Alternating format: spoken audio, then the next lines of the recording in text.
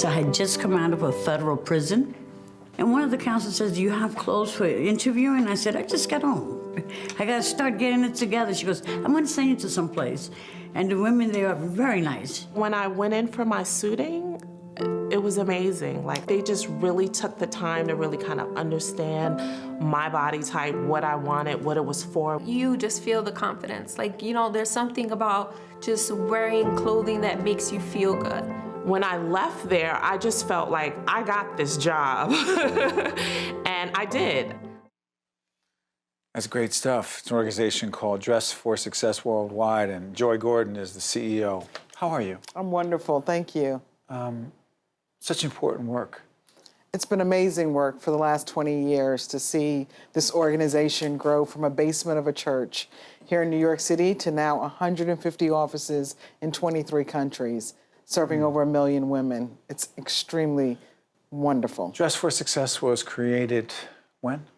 1997 by a young woman at law school at NYU. Got an inheritance from her great-grandfather for $5,000. And you started volunteering. I did. You were a lawyer. I was a lawyer here in New York and really wanted to donate a suit and then donate my time. And then I just fell head over heels in love with the mission of this organization and realized I needed to make a difference, not only in my life, but in other women's What lives. helped you? Just the mission, the simplicity of helping women look and feel good and knowing what that felt like for me being in the courtroom wearing a suit every day, how I felt powerful and how that suit could transfer power to another woman. Talk about some of the women. You know what? I was going to say the kind of women. That's ridiculous. All kinds of women, right? All sorts of women walk through the door dressed for success. Like any woman who needs a job, who wants to take care of herself and her family, they come to our organization and they just need support. And that's what this organization does. It gives the woman the support she needs when she needs it. So, a woman comes in. By the way, how does she know how to find you?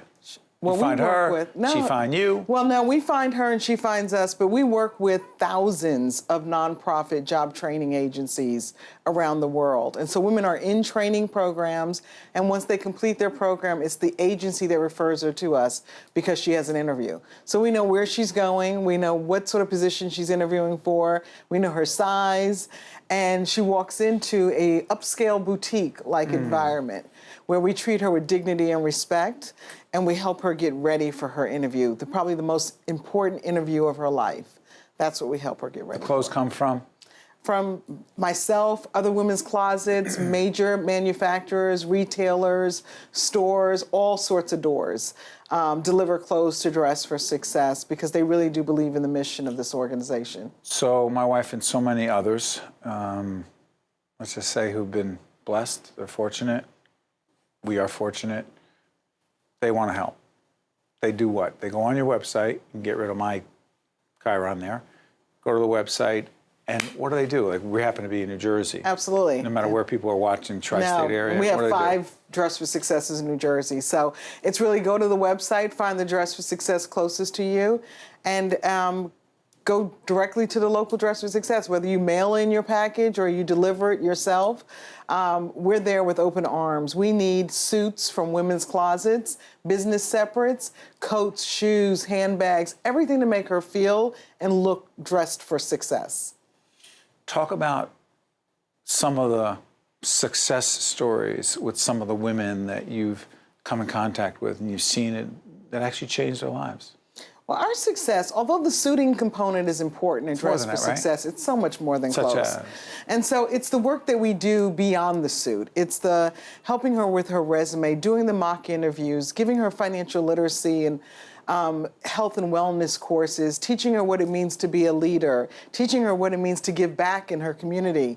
And so it's just taking her step by step through the process of becoming a professional woman in today's working environment and giving her the tools she needs to succeed. It's so interesting. I often use the term executive presence in some of the coaching I do. I do coaching around leadership and communication outside of my broadcast work, and I use the term executive presence. People say, what do you mean by that? I say, well, you know it when you see it, and you know it when you don't. You know what it is because you've lived it in your professional life. Is that not the right term to be using in terms of what it is you're helping women to have, executive presence? Absolutely. I mean, how you show up is important. And so you always hear, you never get a second chance on a first impression, but how you show up in your space is important, how people see you and what people see your potential to be. And so we want women to walk the walk and dress like a boss. Because if that's your aspiration, is to do great things, we want you to look the part and feel the part and give women the tools they need to succeed. And that's what Dress for Success is really all about. Beautiful. You have a new what's the campaign called, Jackie? The Open Door Our Project. Open Door What is that? Project. Well, this is all about gratitude, and it's about, women get to a certain place in their career, and none of us got here alone. So we want to know who opened the door for you. And I want you to thank her. I want you to step back and realize who opened that door for you. Hashtag Open Door Project. Take a picture of your shoe in the door. So what happens? It's that simple. You take a picture of your foot in the door and you say, thank you to XYZ for opening the door for me. And with a $20 donation symbolizing 20 years at Dress for Success, you can open the door for someone else. And we hope that that viral campaign through social media lives on and someone else recognizes that someone else opened the door for me. Finally, what do you see for the future of the organization? Well, continued growth. Again, this started in New York City 20 years ago, a basement of a church.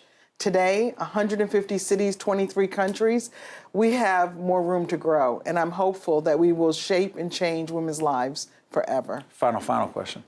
As a student of leadership myself, I ask every great leader who comes in here, what's the number one leadership lesson they have learned without any prompting? What's the number one leadership lesson you've learned? I lead from my heart.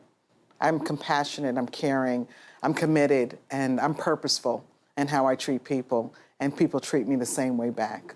Joi, thank you so much. We appreciate it. Thank you. Keep doing what you're doing. Thank you.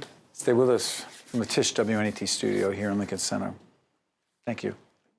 One on One with Steve Adubato has been a production of the Caucus Educational Corporation, celebrating over 25 years of broadcast excellence. This special edition of One on One with Steve Adubato is brought to you from the Tisch WNET studios at Lincoln Center. Funding has been provided by NJIT, PSE&G, New Jersey Sharing Network, RWJ Barnabas Health, Johnson & Johnson, Verizon, and by the law firm of Gibbons PC. Transportation provided by Airbrook Limousine, serving the metropolitan New York, New Jersey area.